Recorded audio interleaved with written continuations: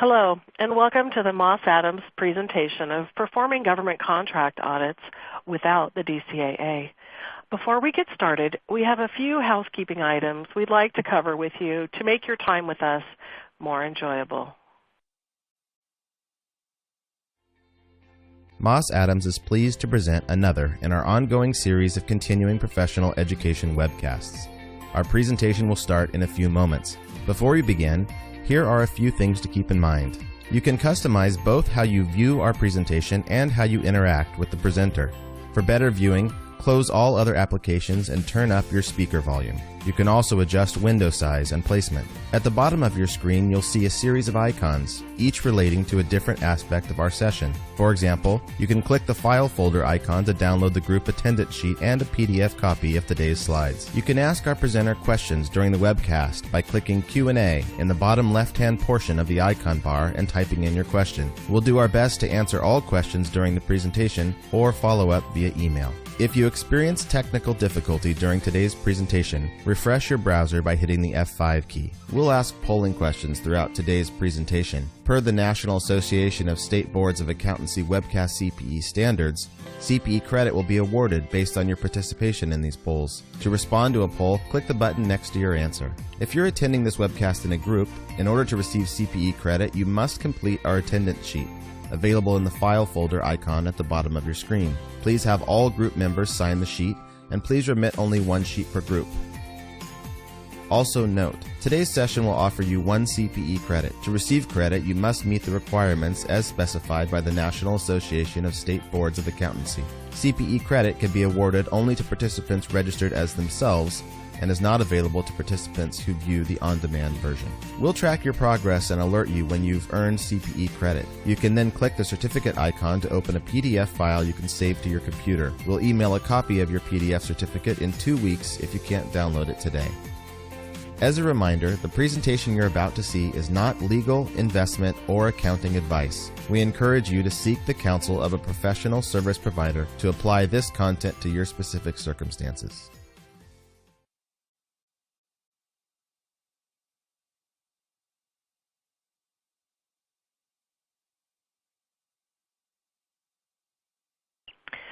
It's my very great pleasure to introduce our speakers today who take a topic, the government contracting topic, that can be very, very convoluted, very, very confusing, and make it interesting. They make it exciting. They make it easy to understand.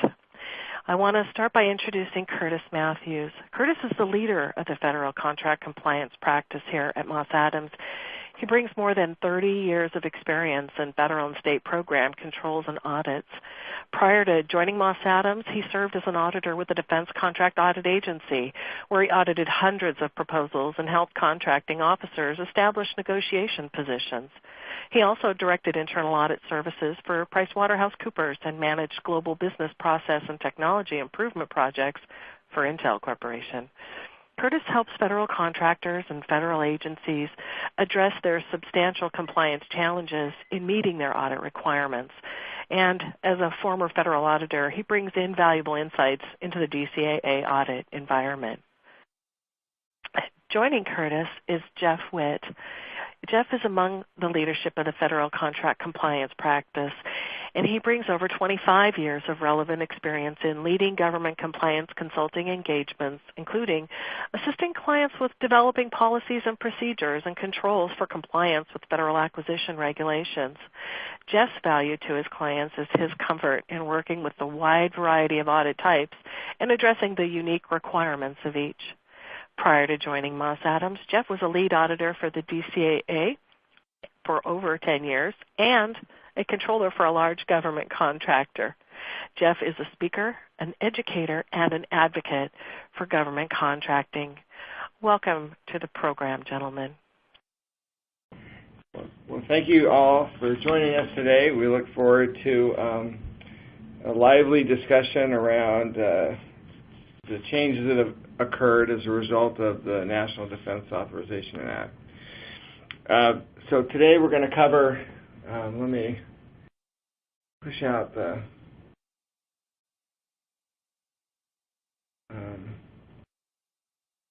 so Tanya, I don't know which slides are up. And I want to make sure that the people here have the agenda slide. Can you make sure that's... I'll forward it to that slide. There we go. Okay. So essentially we're going to cover the changes that have resulted from the National Defense Authorization Act. We're going to cover non-DoD and agency prime contractor audit responsibilities, go into some details of the Act. We'll also cover non-defense department impacts from reduced defense audit agency support, and we'll give you key takeaways. So that's our agenda. We are going to follow through on every single item that's there. The key changes, related to the DCAA as a whole. Okay, so this is a kind of a broader perspective on changes of the DCAA. There are changes related to the Defense Authorization Act, in that coverage of non-Department of Defense DoD agencies is no longer DCAA responsibility. But there are also other changes in terms of areas of emphasis by the DCAA, where the DCAA focus will be for defense agencies, for under the Department of Defense. There are also tighter interpretations of the rules around allowable and unallowable costs. So the DCAA for Defense Department contracts is also, putting more emphasis on projecting losses included in G&A rates as they look at rates. So there's actually a lot of changes in their approach. They're also sampling more in terms of how they're approaching defense contracts. So broadly, the DCAA's approach to working with agencies and working with contractors is changing. But particularly today, we're going to talk essentially on this big change regarding DCAA support for non-DoD agencies. So with that, a lot of the agencies are grappling with, and contractors that have to perform audits on subcontractors are really grappling with, well, what do we need to cover? What's leaving us? What are we no longer getting support for? How are we going to get the support we need to perform our audits? This is the big problem and challenge, obviously. It's kind of an obvious one that's out there as a result of this. And one of the things that often gets missed when organizations are first looking at this is the fact that the DCAA provides a wide number of required audits, and not just incurred cost audits. As a rule, we're talking with agencies and talking with other organizations. There's a lot of focus around the indirect rate audits, the incurred cost audits, and those types of audits that the DCAA is performing. Then quickly, agencies and organizations are picking up on the fact that terminations are still occurring, delay claims are still occurring, so there's claim audits that the DCAA had provided support for that they're not now. So now we're seeing situations. We recently came across a situation with the Corps of Engineers where there was a termination claim that's basically not getting settled because there's no audit support for it, and you really need that audit support to properly settle a termination claim. As the majority, I think the vast majority of the people on the call are experienced in working with federal contracting and know that there's a need for audit support in all of these areas. So that's kind of the main point of what we're trying to get across here is there's a wide variety of audits you really need to think about. And particularly on cost type contracts, that second bullet there under FAR 42.703, a single agency is responsible for establishing final indirect rates for a business unit, the contractor. So if you're, so once that's done, essentially once it's established which single agency is going to be responsible for those final indirect rate audits, or indirect rates, I should say, there's a requirement for an audit to be conducted, and that's essentially, on cost type contracts seems to be the biggest issue that that organizations are struggling with. And they're struggling with it from the standpoint of they're no longer getting audit support, but they're also struggling with it from the standpoint of they have not been getting audit support. The DCAA is way behind in the audits that it's been responsible to be conducting, and that's a part of the Defense Authorization Act as well, actually. It's considered in the Act. And so essentially, not only is there no audit support, the audit support's being cut off, but there's also the issue of the fact that they're behind. So there's a lot of years of contracts that need to be closed out. There's some pretty significant implications to all of this. And when you think about the implications to an agency, these implications can be, significant noncompliance risk. There can be reputation implications, especially when the inspector general groups, they continue to do their audits, they continue to publish their reports. The government as a whole, the elected officials are quite interested in those reports. The press is interested in those reports. There's significant fiscal impacts from not closing out contracts and utilizing funds that are available when they were to be used. There's issues associated with contracting. There are a lot of non-compliance impacts. And all this, comes to bear. We're in a situation where there's no longer audit support that is required. So with that, we have polling questions here. It's important to answer them in order for you to get your CPE for participating in the webinar today. So with that, I'll turn it over to Tanya to help you with the questions here. Thank you, Curtis. So which FAR clause requires agencies to establish final indirect rates related to the cost type contracts they have issued? And we generally try to give you about 15 or 20 seconds to select the answer and then be sure and press your submit button so your answer is recorded. I do know that we have quite a few folks joining us today in a classroom setting, so we want to be sure and get the questions captured today so we can issue you credit for this. So, as a reminder too, is if you have asked questions, we will likely save them till the end, but please don't hesitate to ask, and we'll be sure and get them addressed as well. So we'll give that just another few seconds, and I'll go ahead and close the polls.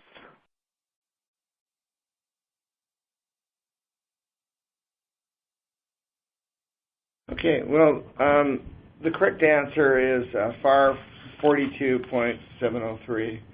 But, if you got it right, you got a great memory. So, good job. So let's move on to the next slide here. And I'd like to turn it over to you, Jeff, to maybe talk about this one, if you would. Sure. I think we need to go back one. Yeah, I think we need to go back one. Yeah. Go ahead. There we go. Okay. So 4.804-5 is referring to FAR 4.804-5.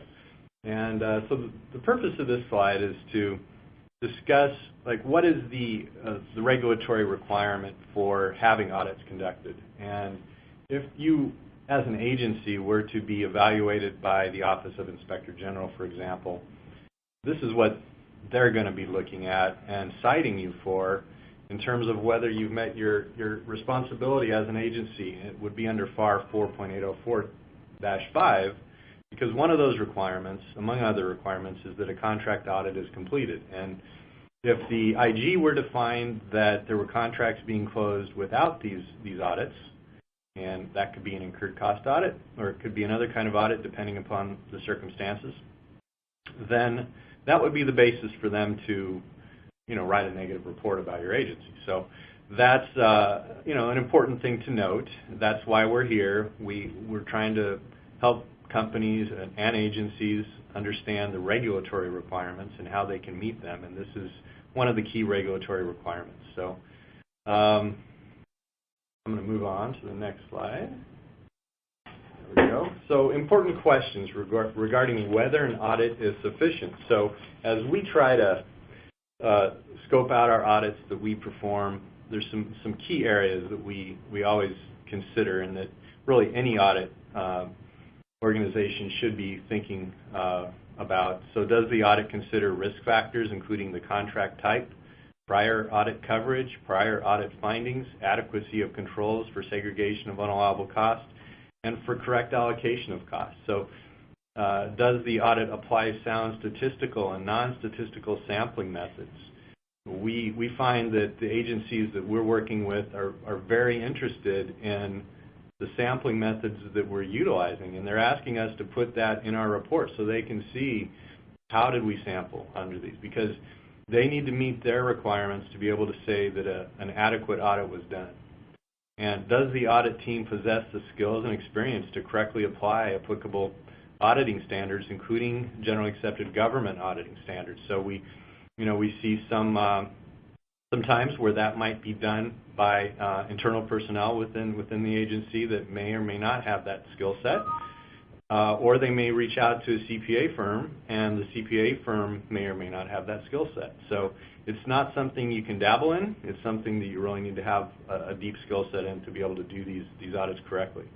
Is the audit team independent in fact and appearance? And what is that report going to look like? Is it going to be a GAGAS compliant audit report? We wanted to mention the mandatory annual audit requirements. So any of you that might have heard of the Defense Contract Audit Agency will know what these MARs are all about. It's kind of one of the cornerstones to the agency's approach to performing audits, and incurred cost audits in particular. And so any audit that's conducted, especially an incurred cost audit, is going to want to consider these types of MARs, because the agencies, even if they're not using DCAA anymore, there's still a long history of audits being done by DCAA, and there's this thing called the DCAA Contract Audit Manual that includes these MARs as a key requirement for an adequate audit. So it's not something that's going to go away just because DCAA may not be doing the audits. These are kind of key elements of an audit, including reconciliation of general ledger to the claim, payroll labor distribution reconciliation, indirect cost comparisons, analysis, and just a number of key fundamental steps. And it's important because the IG, again, will be evaluating whether the audit work that was done meets applicable standards and also these key requirements. So we know that we have a number of people from the Department of Interior on the call, and so we thought it might be good to put in a slide or two specific to that situation. We thank you for being here, and the situation I think there is that your agency provides a significant contract and grant awards to a lot of different types of organizations. You've got state and local governments you might be giving grants to. You've got tribal governments. You've got nonprofit organizations. You've got for-profit organizations. You may have hospitals that are involved. So what we know is that there's different standards that apply to each of these different types of organizations, or there has been, and we want to go into that with a little bit of detail because I think it provides a good framework and a good example of the complexity that's out there, that as you're addressing these audits, you need to understand, you need to have an audit organization that really understands this complexity and can apply the right standards and the right cost principles when conducting these audits. So the audits also should apply the mandatory annual audit requirement steps that we discussed previously. So continuing with this discussion of Department of Interior examples. So with nonprofit organizations in the past, they used to be subject to OMB Circular A122. Universities were subject to OMB Circular A21. Tribal organizations and state and local governments to Circular A87. And then any for-profit entities would generally be subject to Federal Acquisition Regulation Part 31. So a big change that happened recently was the move to the uniform guidance, whereas awards made on or after December 26, 2014 are now subject to the uniform guidance in most cases. So those things that were all subject to different circulars are now covered within the uniform guidance for nonprofits, universities, and tribal organizations. You also had hospitals that were subject to 45 CFR Part 74, and they continue to be subject to that separate set.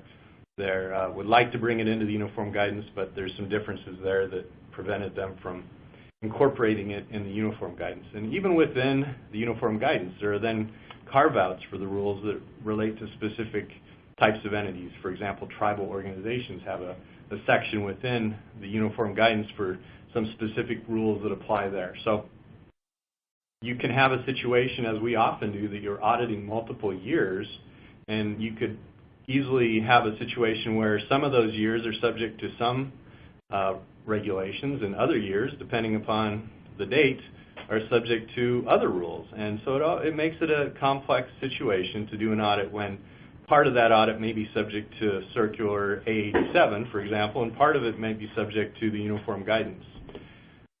You also run into, even for-profit entities, if they're receiving grants or they're a subrecipient on a grant, that they may be subject to some of the elements of the uniform guidance in addition to the FAR Part 31 requirements that they're subject to. So our point here is that, as an agency, being able to pass an IG audit with regards to how you've implemented audits to meet your responsibilities as an agency requires understanding this complexity and engaging with audit organization that understands this complexity so that you can pass with flying colors when the OIG comes to pay you a visit. All right, so moving on. We want to talk a little bit about FAR 42.202. If you're a prime contractor, this is the regulation that makes you responsible, among others, for managing and auditing your subcontracts. So this includes proposal audits, systems adequacy audits, incurred cost audits. So as a prime contractor with subcontractors, this is creating that obligation on your part. And of course, as an agency, you're responsible to ensure the prime has done its job and is meeting these obligations under the FAR. So because of the situation with the National Defense Authorization Act that Curtis is going to talk about in just a second, this is creating, more requirements for both the prime contractor and the agency to address these audits in the absence of DCAAs being able to do that any longer. So with that, I'm going to pass the torch back over to Curtis to talk about the NDAA. Yeah, and with the NDAA, as Jeff was talking about the prime contractors, of course, agencies have a responsibility to make sure the prime contractors are doing what they should be. So there are pretty wide implications of these audit requirements. This is just a excerpt from the NDAA, just pointing out some of the key provisions of it, the restriction on performing audits for non-DoD agencies, so those are restricted. Basically, the focus of the DCAA will be on Defense Department type contracts, and essentially that's to occur until the DCAA solves its backlog problem that we talked about earlier, and we haven't seen that in, I don't know if it's been my lifetime, but it's been a long time.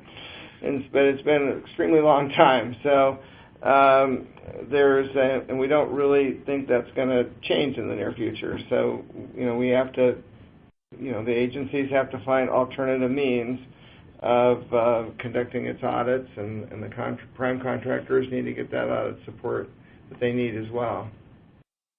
So with that, we have another polling question. So I'd like to have you answer this one. So complete this sentence.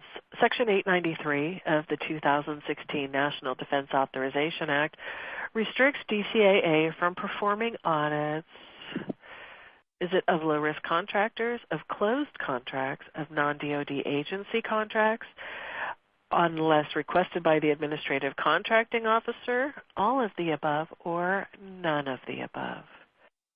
Be sure and press submit so your answer is recorded.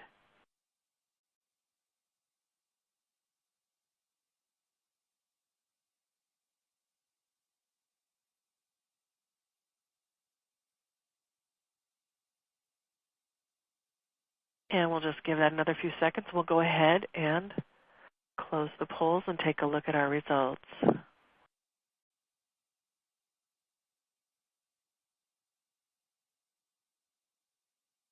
Good work. The percentages here are kind of interesting on this polling result, but bottom line is the vast majority of you got it right. The NDA restricts audits on non-DoD agencies. Next, along the lines of talking about the NDA and some of the backlog issues, we just thought we'd point out some of these facts in regard to the DCAA and kind of where they've been at. I think the second bullet is pretty telling. There's an 18-month backlog with 11,250 proposals.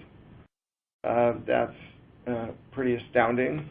And, of course, the volume of 7,500 proposals per year is pretty amazing as well. The dollar backlog is significant. $419 billion needs to be reviewed, and 6,861 are awaiting receipt of an adequacy determination, adding up to $403 billion. I mean, the numbers are just astronomical when you think about it. The backlog and how far behind the audits are. But yet, the OIG is right there for you to come in and do their audits and make sure you're complying. So, with that in mind, we thought we'd give you an example here. We have a couple examples, actually. This is from the Department of Energy. And essentially, the OIG is definitely not letting up. They're calling the agency on, the audits that have been done or not done, and they're also addressing the quality of the audits that are being done, and that creates, a lot of angst on the part of the leadership of the agency. With the DOE, their approach to it is, really to address the risks related to it. So basically, there's a risk of increased, payment of unallowable costs. There's a risk of, we've seen this where with this backlog, in some cases, the subcontractors, we know that they have a 3-year record retention period for cost data, and the audits are so far behind, and organizations that were even like prime contractors that should have been doing the audits are so far behind, and so the agencies and the prime contractors are somewhat at fault. That as a result of that, the subcontractors aren't required. They're supposed to be audited, aren't required to keep the records to be audited.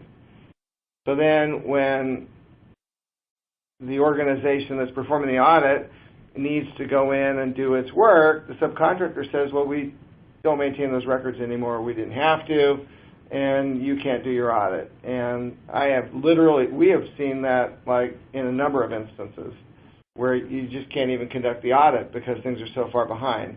And that puts everyone in an awkward situation because you basically, when that happens, you have to still close out the contract, and you have to know at what amount to close out the contract, yet you have had no audit conducted.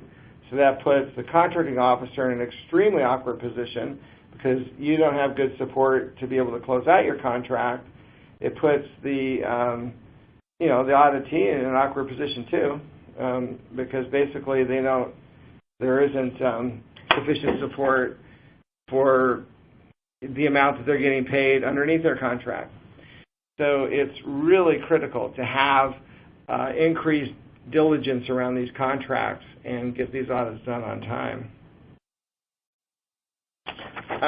With this, basically the Department of Energy has adopted two, I think there's like two key recommendations that have come from the audit by the OIG that the Department of Energy has basically adopted. And that's that one is the agency has to have an audit approach to ensure sufficient coverage, and it's definitely, the agency's definitely determined what that would be.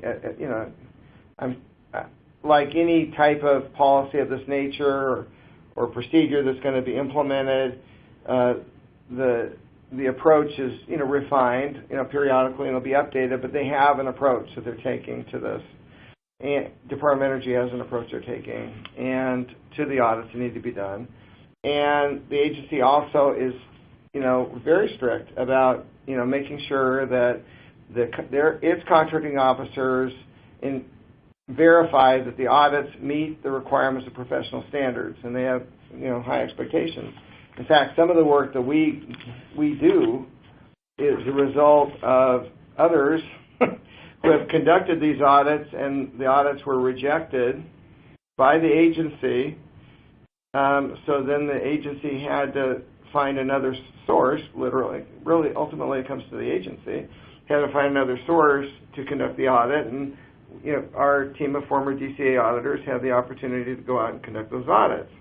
So we're all about having strict guidance be applied to the audits, and but basically it's something that you all need to be aware of, because that can easily happen. You can be, if your audits, and it's easy to, honestly, it's easy to tell if an audit is done in accordance with professional standards or not, basically almost by looking at the surface of the audit, by the report.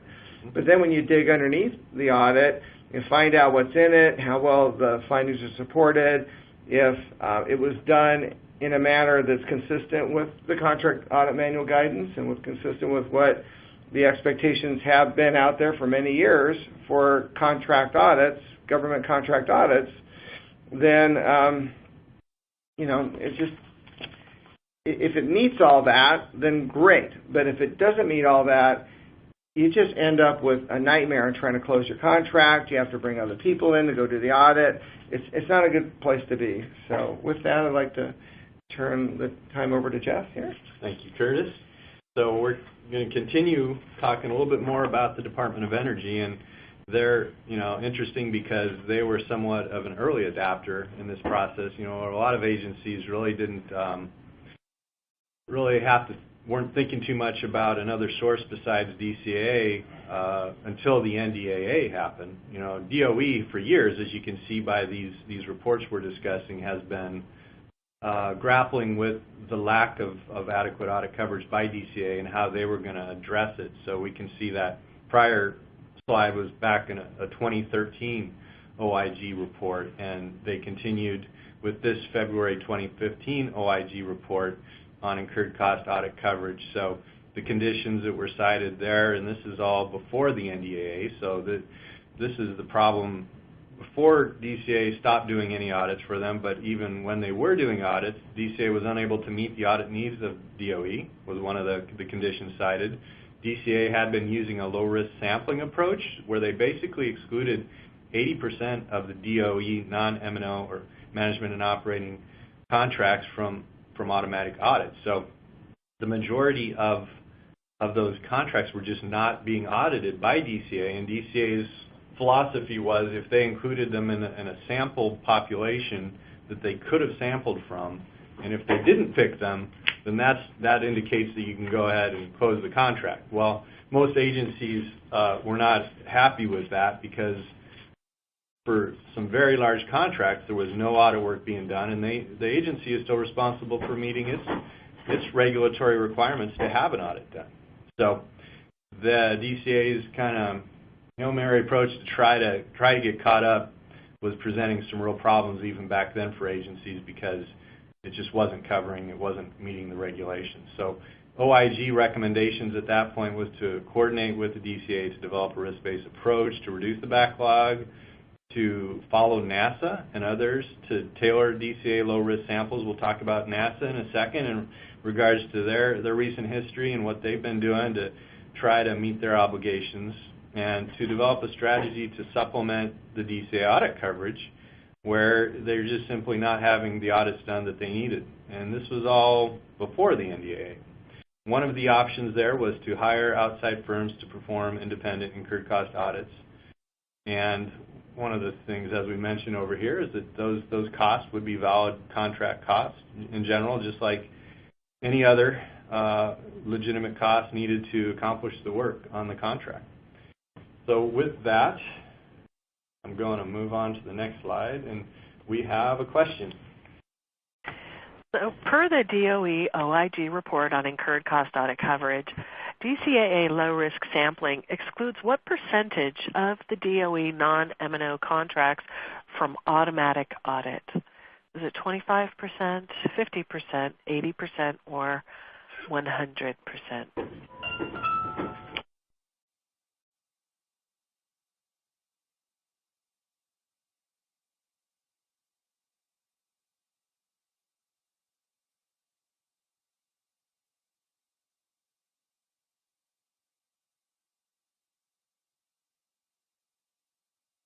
In just a few more seconds, and we'll go ahead and close those polls and take a look at our results.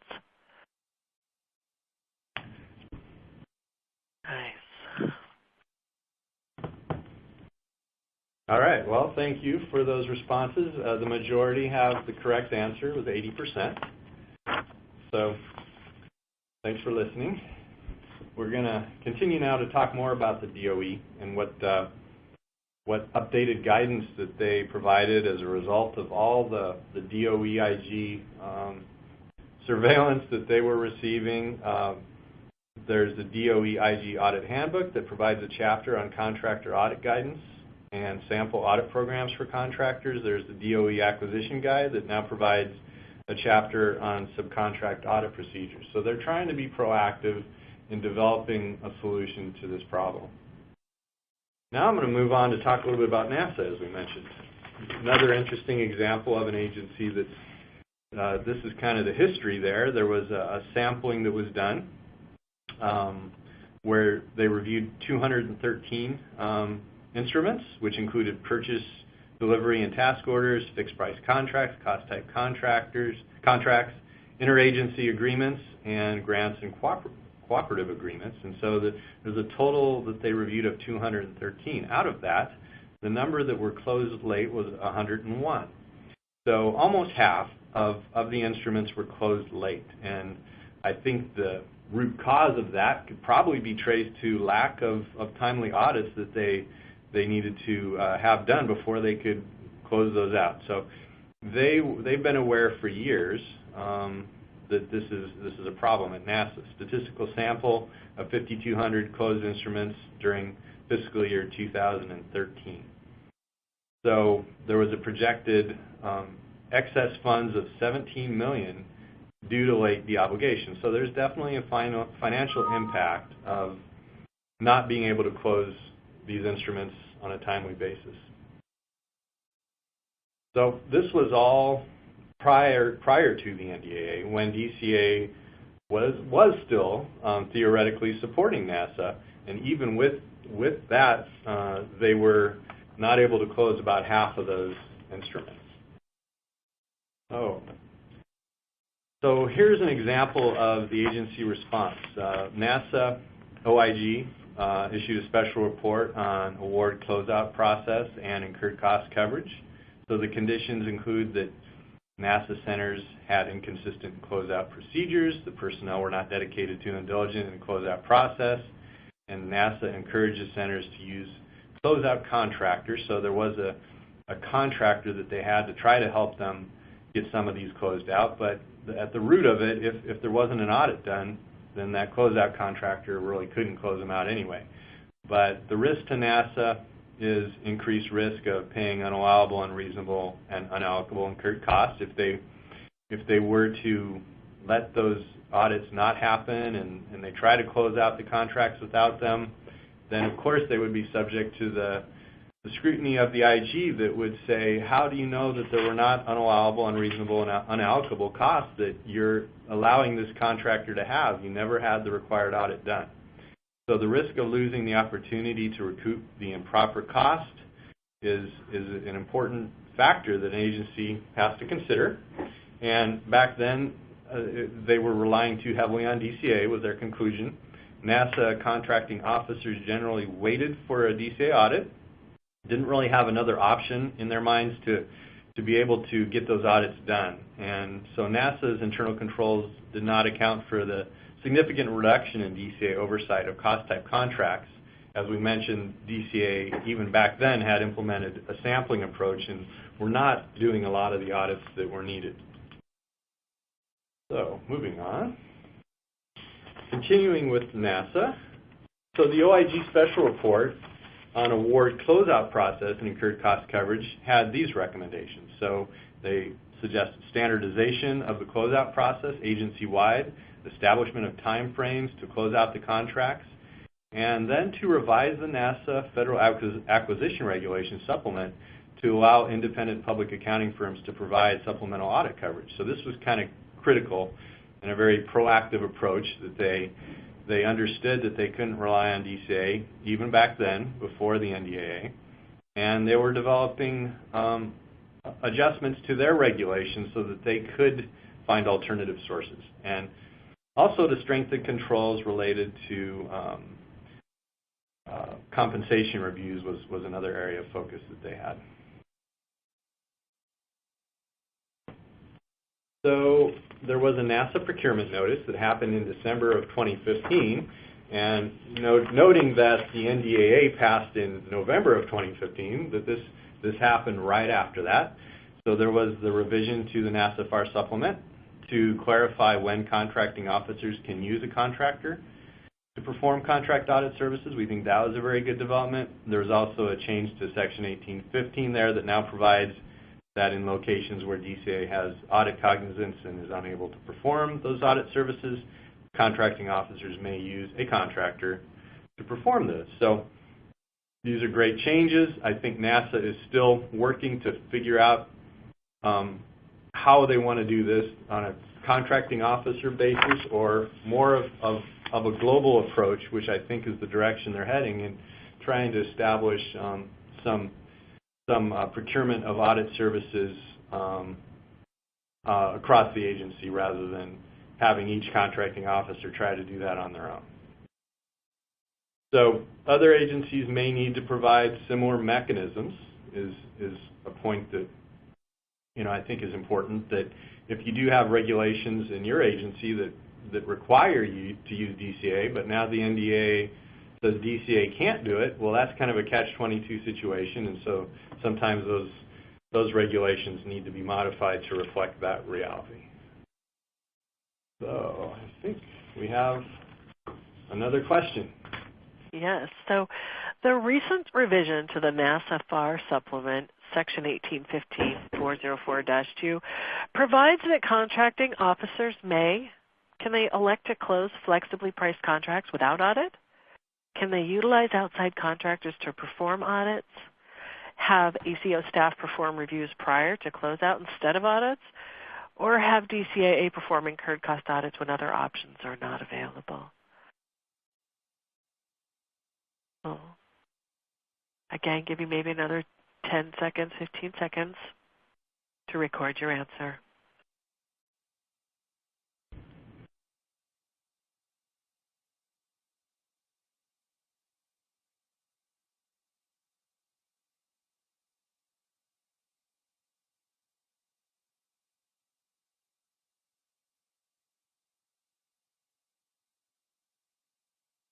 And we'll go ahead and close the polls and take a look at our results.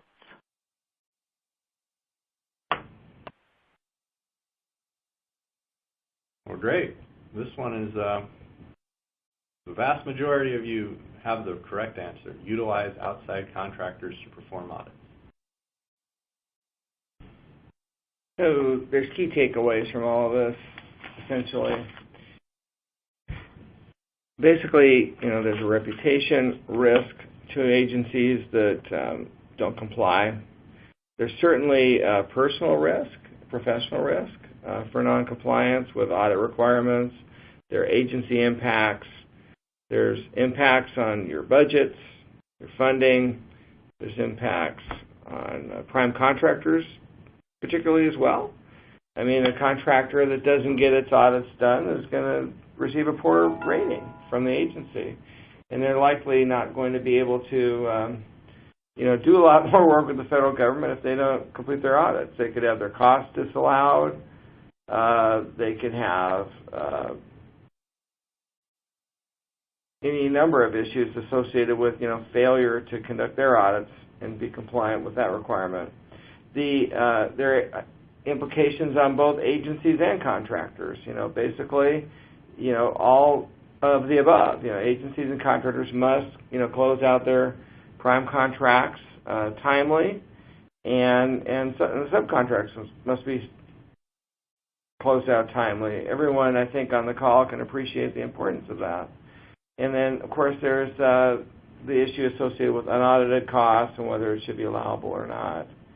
And we did, we just kind of like to go over some of the key takeaways here from our discussion today. And one is, due to the NDA, the DCAA will not audit the non-DoD prime and subcontracts. Each agency is developing a response, and DOE and NASA's response we went through today, where they're utilizing a variety of methods. Actually, they're using outside firms, but they're also beefing up internal resources to do some of these audits as well. And so they're taking a certain approach to assessing risk. But primarily, they're leveraging the external resources that are available to them. We had a question that came in about professional standards that are to be applied on these, on the audits. What standards should apply? And I'll try to answer it to the best of my ability, which I have a lot of experience with, actually, so it should be a pretty good answer for you. So essentially, what we see are, requests for attestation standards to be applied, AICPA attestation standards. We see requests for the use of the Red Book, the IIA standards, consulting standards. We see requests for GAGAS. And what we're seeing mostly is a gravitation away from attestation, which is more of like a financial statement type audit, to more of an audit that has been conducted by the DCAA over many years, which is essentially to provide an understanding of the contractor's compliance with its requirements for an incurred cost audit, for a proposal, for a system.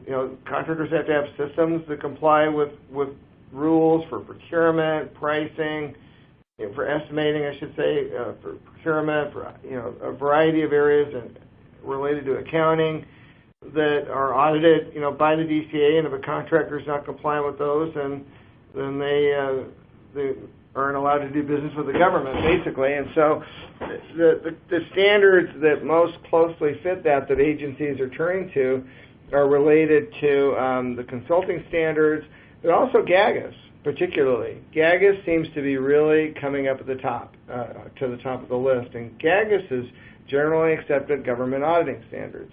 And basically those standards have very strict requirements around who can conduct the audit. It has to be a firm that has a quality control system, just can't be a fly-by-night consultant that doesn't do a review of what's going on. It has to be the people on the engagement have to have the requisite training, and they have to update that training annually. Basically it's over a 2-year period they achieve the training requirements, but there are certain specific GAGAS training requirements that have to be complied with. And then the audits themselves have to be conducted in a manner that has certain criteria, laid out. I'll just name a few of them, but I won't name all of them. But basically, there has to be this risk assessment that Jeff was talking about when you go out and conduct your audits. You have to have clear objectives, beforehand, before you even get started, as to what your audit is trying to achieve, what questions it's trying to answer. There has to be clear criteria, and the criteria aspect of audits is often where we see organizations fall down. They'll hire someone to do an audit, they won't spell out clear criteria, and they won't have good support for what they did, and then they may give a broad criteria like maybe the FAR. Like our criteria is the FAR as a whole. but, because they really don't understand that underneath, the federal acquisition regulations, there's a lot of specific regulations that you have to comply with, and so, so the criteria needs to be specific to the risk that's related to the objective that you're auditing against, and that needs to be delineated in the report. There's a need for, recommendations of management response and that type of thing as well. So when conducting a GAGAS audit, I would encourage you, if you're using that standard, I would definitely encourage you to turn to the Yellow Book and make sure that, the people you're working with meet the requirements of GAGAS. And, you can ask for simple things like provide your peer review report. Yep. Which will comment on the company's system of internal control. So I just wanted to field that question. Yeah, I agree. It's an important question, and I think that it's for the agencies as they're going out to procure these services, it will be really beneficial if they're able to have a clear understanding of the standards that they're looking for. So we're seeing different RFPs, RFQs coming out to do a variety of different audits. It could be a proposal audit, incurred cost audit, could be a system audit, and we're seeing generally the statement that these will be done under GAGAS. But within GAGAS, there is Chapter 4 from the Yellow Book, which pertains to audits, where we would be expressing an opinion. There's Chapter 5, which is attestations in the Yellow Book, which could be a review, could be an examination, it could be an agreed-upon procedure. There's Chapter 6 of the Yellow Book, which is about performance audits. So those are the three chapters, and those are the kinds of audits that can be done under GAGAS. And as agencies are procuring, if they have a clear understanding of what they're asking for the various types of audits, then they're going to be really ahead of the game when it comes to evaluating that. Yeah, and there was another question about what's the best method for, I'm reading here about the best method to use when contracting with auditors to perform this work, and what type of contract should we be using. So I think you're asking, should it be a lump sum contract, a time and materials contract, how should or other form of contracting. I would say that it really depends. The type of contract you choose depends on the nature of the audit that's being conducted. As a rule, time and materials contracts seem to be the most common that we're generally seeing. I don't know, Jeff, do you have any other perspective on that? No, I agree with that. Yeah, so that's generally what we're seeing is more time and materials for the audit services. And then there's another question here. I've got under team chat.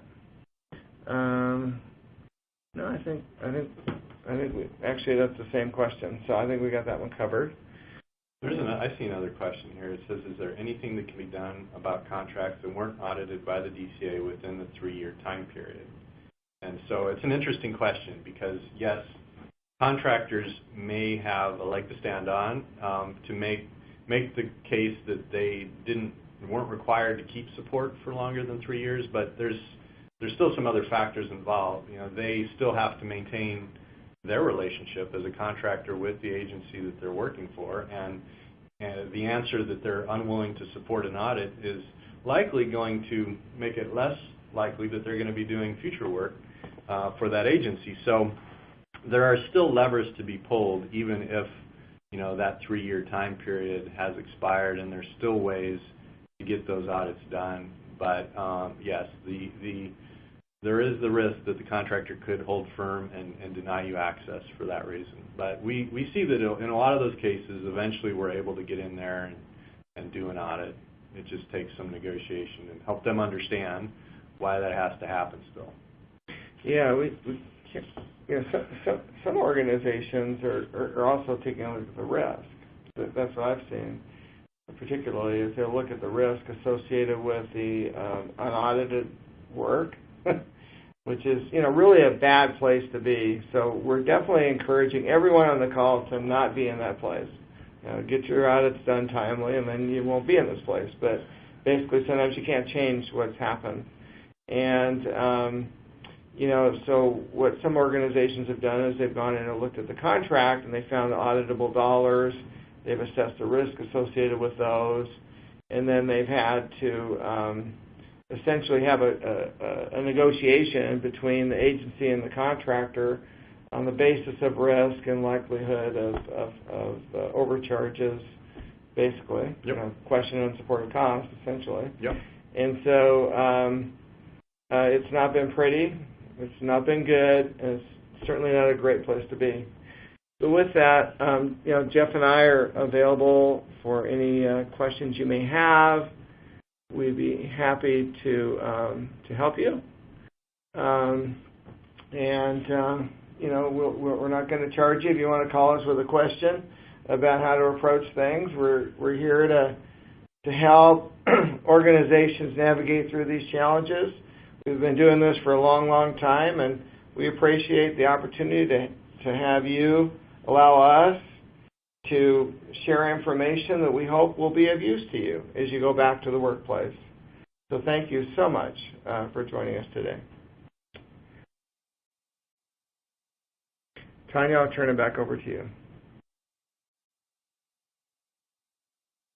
Thank you so much. As a reminder, please don't hesitate to reach out to our team. They love answering questions, especially unusual situations or what might have you, just helping you get your questions answered around this topic. Additionally, following the webcast, you'll receive, if you didn't have a chance to download the presentation materials today, you'll receive an email that will then allow you to do that as well. Thank you again for joining us.